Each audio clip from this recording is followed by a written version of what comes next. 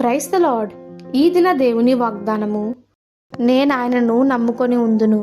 హెబ్రీలకు రాసిన పత్రిక 2వ అధ్యాయము 13వ వచనము. మనము సామాన్యమైన సంతోషకరమైన జీవితం గడపాలంటే ఎక్కువ నమ్మకము గల జీవితమును సాధకం చేసుకోవాలి. ఎన్నోసార్లు మనం విశ్వాసం లేని వారముగా ఉంటాము. దేవుడు నమ్మకస్తుడు.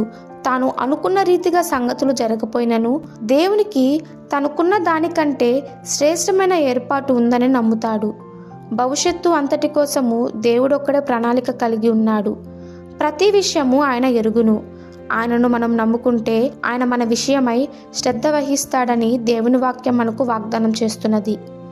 దేవుని నమ్ముటకు మనము సమ్మతించకపోతే భయము, చింత మనలో గూడు కట్టుకుంటుంది. మనం దేవుని యందు నమ్మిక ఉంచిన ఎడల సందేహాలన్నిటిని తీసివేయగలుగుతాము. దేవుని వైపు చూచి ఆయన నమ్మకత్వము యందు నమ్మిక ఉంచినప్పుడు ఆయన మనలను క్రింద పడనీయడని మనము నమ్మగలుగుతాము. మన చురుకైన నమ్మకం దేవుని యందు ఉండని ఎడల మనము మొయ్యలేని భారములు మనం మోస్తాము. దేవుని యందు నమ్మిక ఉంచినప్పుడు మనకు అలౌకికమైన విశ్రాంతి లభిస్తుంది. ఆ విధానంలోనే మన ప్రాణములు సామాన్యమైన స్వతంత్రాన్ని తెచ్చుకుంటుంది. ఆ మార్గంలోనే మనం జీవించాలని ఆయన కోరుతున్నాడు. అయితే విశ్వాసమును బట్టి, అనుభవాన్ని బట్టి మనం నడిచిన కొలది దేవుని యొక్క నమ్మకత్వంపై మనకు నమ్మకం వృద్ధి అవుతుంది. దేవుని యందు లోతైన నమ్మకమును దేవుడు మనకు కలుగజేసినట్లు మనం ప్రార్థించినడలా మన జీవితము కొరకై ఆయన ప్రణాళిక తెలియజేస్తాడు.